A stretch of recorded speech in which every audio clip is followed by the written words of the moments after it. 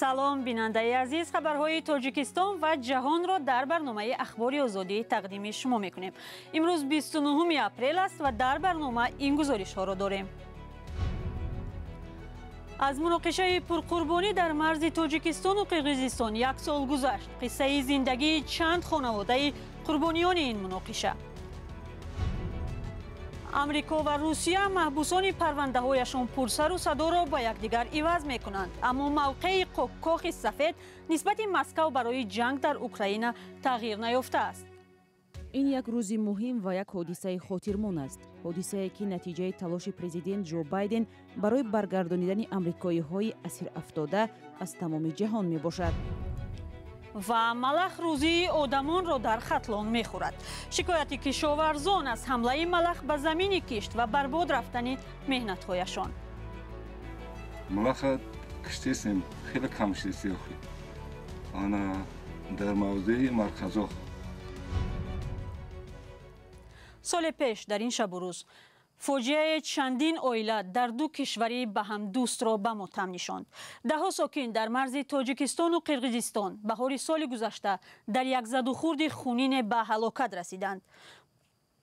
бо гузашти як сол аз ин ҳодисаи мудҳиш дарди наздикони қурбониёни он кӯҳна нашудааст ва ташвишҳо аз сарзадани ҷанг боқист. ҳамкорам Каюмар Сиато дар бораи чанд хонаводае гузориш медиҳад ки дар муноқишаи марзӣ наздикони худро аз даст доданд.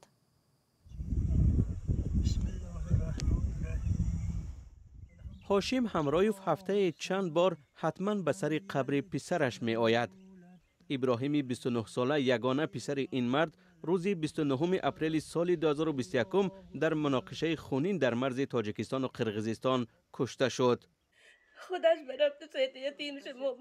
соли гузашта барои ҳазима маҳкамова соли оддӣ набуд. писари 26-солаи ӯ ҳам дар ҷанг дар марзи ду кишвари ҳамсоя ҷон бохт. ҳикматулло тиҷорат ва нақшаҳои зиёде дошт.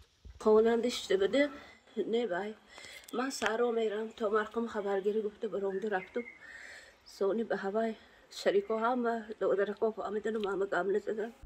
حادثه را که یک سال پیش در سرحد رخ داد در قرقیزستان هم با درد به یاد می آورند. این شهرک مدینه در ولایت بادکند است. دهه را به نام یک دختر 12 ساله گذاشتند که قربانی مناقشه مرزی شد. یک سال گذشت. زندگی ادامه دارد. وقتی شوهرم فوتید یک ماه حامله دار بودم. اسمنور را پدرش ندیده است. او یکی از قربانیان دیگری مناقشه مرزی در سرحد تاجیکستان و قرقیزستان است. آن صبح او دختر کلانیش را به باغچه برده وعده کرد که خودش آمده میگیرد، ولی دیگر بر نگشت. دخترش تا هنوز چشم به راه پدر است. ماه اپریل من آن حادثه ها را به یاد میآورم. خیلی مشکل بود. دختر کلونیا ملکه بعضی چیزها را پی میبرد. همیشه از من میپرسد که پدرم کی برمیگردد و گفته بود که آمده مرا میگیرد. بهار سال گذشته در پی مناقشه در مرز تاجیکستان و قرقیزستان 10 نفر از دو طرف کشته شدند. در تاجیکستان 19 نفر به هلاکت رسید و 87 کس زخمی شد. در قرقیزستان شماره کشته شده ها را 36 نفر گفتند. 189 کسی دیگر جراحت برداشتند. این پرقربانی ترین مناقشه در تاریخ دو کشور همسایه گفته می شود. با وجود تشنج در مناسبت‌ها و با آنکه 2 ماه باز جنگ روسیه در اوکراین ادامه دارد، واشنگتن و مسکو محبوسان آمریکایی و روس را با یکدیگر تبادل کردند. بعد از بحث و بررسی‌های زیاد میان دو کشور اخیراً چند تن از محبوسان معروف آمریکایی از زندان مسکو و زندانیان روس از محبس‌های آمریکا رها شده به نزد پیوندانشان برگشتند. گزارش صدای آمریکا را در این باره همکارم مومنی احمدی پیشنهاد می‌کند. تریور رید، افسری سابق نیروهای بحری امریکا از سال 2019 در زندان روسیه بود. او با اتهام حمله به مأمور پلیس به 9 سال زندان محکوم شد. خانواده رید به بیگناهی او پایفشاری و طلب داشتند که آزاد شود. او را روز چهارشنبه آزاد کردند. سخنگوی کاخ سفید گفت مبادله محبوسان در ترکیه صورت گرفت. این یک روزی مهم و یک حادثه خاطرمون است. حادثه‌ای که نتیجه تلاش پرزیدنت جو بایدن برای برگردانیدن آمریکایی‌های اسیر افتاده از تمام جهان میباشد. ایالات متحده هم خلبان روس کنستانتین یارشنکو را بعد 20 سال زندان از محبس کنکتیکوت آزاد کرد. او با گناه قاچاق کوکائین به ایالات متحده زندانی شده بود. مقامات روسیه گفتند تبادل محبوسان نتیجه گفتگوی دراز دو کشور است. پسکی آشکارا گفت تبادل محبوسان موقع امریکا را نسبت به تجاوز روسیه در اوکراین تغییر نمی‌دهد. رهایی تریور رید، بازگشت او به نزد اویلا و دسترسی او به کمک در انتظار طبی موقع و نقشه پرزیدنت را در مورد بسته نوی کمک ها و ادامه دستگیری اوکراینی ها دیگر نمی کند. رید یکی از چندین امریکایی‌هایی است که بازداشت و زندانی شدنشان در روسیه سر و صدای زیاد برپا کرد.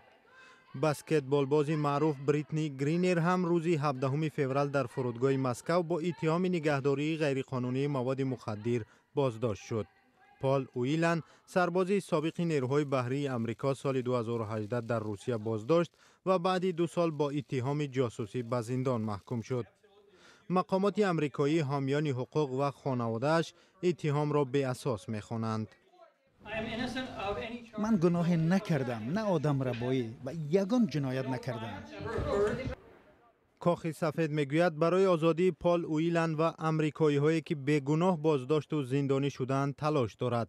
رئیس جمهوری روسیه ولادیمیر پوتین در سخنرانی در روز چهارشنبه از تبادل زندانیان یادآور نشد و برعکس تهدید کرد که به هر کشوری که به گفته او به عملیات مخصوص نظامی در اوکراین دخالت میکند پاسخی برقاسا خواهد داد. بیننده گرامی، در این فرصت برنامه پارچه از بحث گپی آزاد رو میبینیم که همکاران ما تهیه کردند.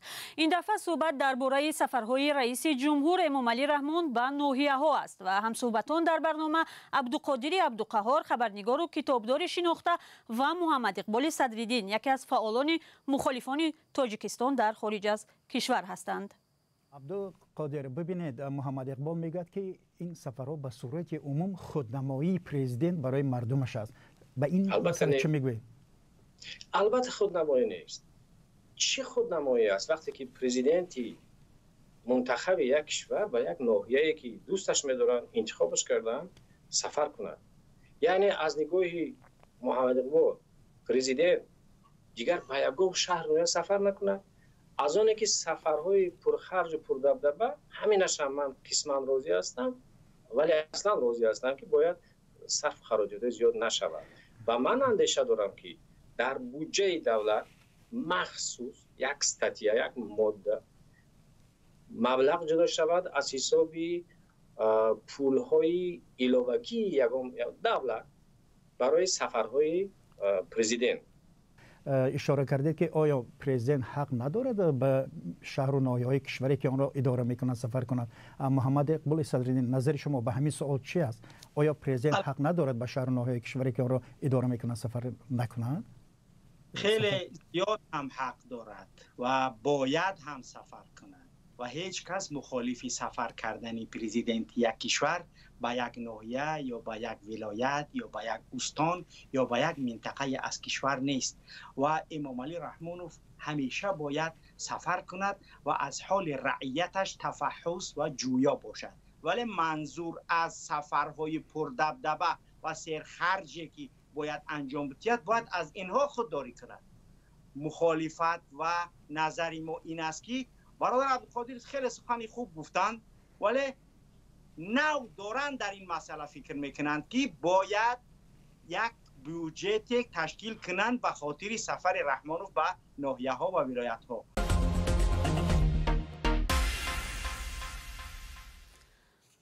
شکل مکمل برنامه گپی آزاد رو میتوانید فردا ساعت 13 به وقت دوشنبه و 11 به وقت مسکو در سامانه رادیوی آزادی و یوتیوب و فیسبوک و اینستاگرام تماشا کنید.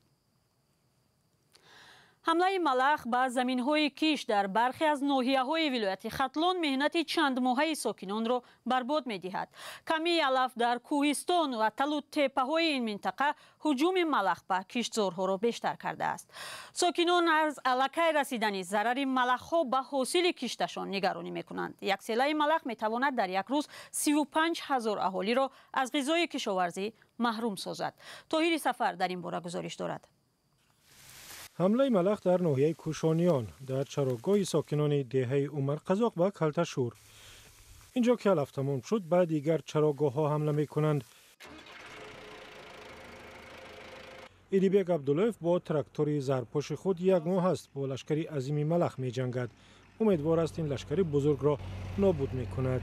کورو سوزای سر بر وقت بگم جمعشانیو ملخ کشتیم خیلی کم شدیسی اخی.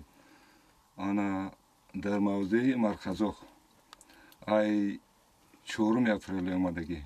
زوربک شریپوف چاربادار و یک مسئول اداره مبارزه با ملخ در ناحیه کوشانیان است. این مهمانان ناخوانده بعض جانور را بد می‌بیند چون دارو کشاورزان را نابود می‌کنند. از چاروا ما امنیت عضوقواری گوشت و شیر و روغن را تامین می‌کنیم. اگر ملخ علف را نابود کند پس ما نمی‌توانیم که در آینده امنیت خوراکی منطقه و سهامدار نباشیم. این دهقان از نزدیکتر آمدن این ملخ به کشتزارهایش نگران است. میگوید حشرات بیرحم ده‌ها گکتار چراگاه را نیست کرده به مردم دهات ضرر رسانیده است. در حدود ناحیه وحش کارکرد همین به طور باید شاید به راه ماندن نشده است.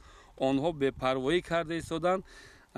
این عیان است که چقدر شماره زیادی هجوم ملخ به منطقه ما گذشته است. سال اول نیست که ملخ کشتزار و چراگاه‌های ختلان را نابود می‌کند و یا به آنها ضرر می‌رساند. سال گذشته سبزوات و پالزی‌ها را خورده بود. اداره‌های کشاورزی ولایت میگویند در ناحیه وخش و دیگر نواحی ختلان خطر حمله ملخ از بین رفته است، اما ویدیوها از منطقه‌ها دیگر چیز را نشان می‌دهند.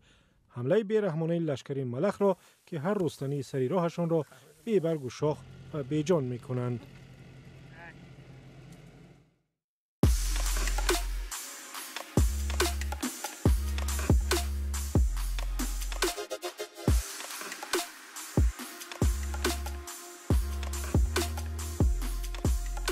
همه چیزی که میخواهند و میخواهید در اینجا هست. تازه ترین اخبار، گزارش های ویدیویی، شرح حادثه و تحقیقات ژورنالیستی. زمینه رادیو آزادی را نصب کنید و همه این را با انگشت زدن به تلفن هوشمند خود به دست بیارید. برنامه را ادامه می‌دهیم. در هندوستان یک افسونگر را برای استفاده مار کبرا و یا عینکدار دستگیر کردند. طبق عنعنه‌های قدیمی هندی در راه به سوی تویخانه بعضی عائله‌ها افسونگر ماران را دعوت می‌کنند. شاید در عصرهای پیش مار زنده استفاده می‌شد، ولی 5 سال این جانب مار کبرا در کتاب سرخ هندوستان وارد گردیده نگهداشت و استفاده آن منع شده است. مومن احمدی گزارش می‌دهد. روز 28 اپریل مرد به خاطر رقصش با ماری کبرای زنده در مراسم توی عروسی در ناحیه شرقی مایور بهنجی هندوستان حبس شد. جنگل های این ناحیه ولایت ادیشا مکان زیست یک عده حیوانات وحشی نادر است. در توی عروسی شهرک کرانیجا افسونگر ماران دعوت شده بود. او میبایست طبق عنعنه در راه از خانه داماد به منزل عروس رقص مار را اجرا میکرد. مهمانان وحشت زده به مقامات خبر دادند که افسونگر با ماری زنده رقص دارد. مقامداران افسونگر را بازداشت نموده مار را در جنگل رها کردند. در رقص مار این توی ماری کبرای زنده را استفاده بردند. طبق قانون حمایت وحوش نگهداشت این مار و استفاده آن در رقص این عمل جنایت به شمار می رود. از این رو افسران ما افسونگری ماران را حبس کردند.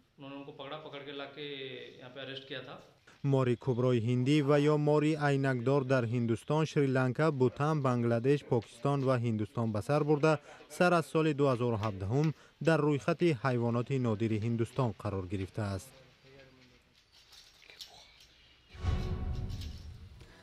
برنامه اخباری آزادی را اینجا به پایان میبریم. خبر و گزارش های دیگر را در سامانه رادیوی آزادی و در صفحه فیسبوک و یوتیوب و تلگرام ما بخوانید و تماشا کنید. خدا نگهدارتان.